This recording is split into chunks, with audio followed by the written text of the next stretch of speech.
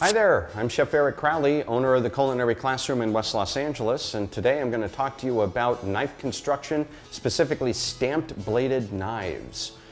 Stamped blades are typically utilized for a lot of beginning professionals. Some of my home cook students wind up getting them as well, primarily because they're relatively inexpensive and also they're fairly light in weight. A stamped blade is often easily identified because it'll typically have a plastic handle on it, although there are some exceptions, but the most part they are going to have a plastic handle. You'll also notice that there's going to be the absence of a bolster or a hilt.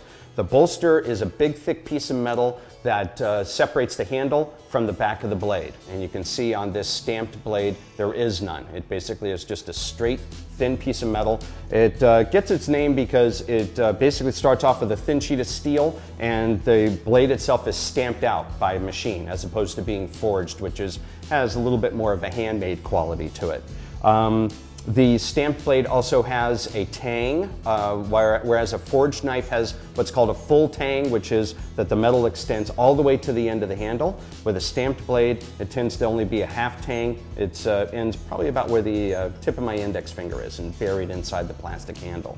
One of the advantages, as I mentioned before, is cost. This stamped blade is about $30.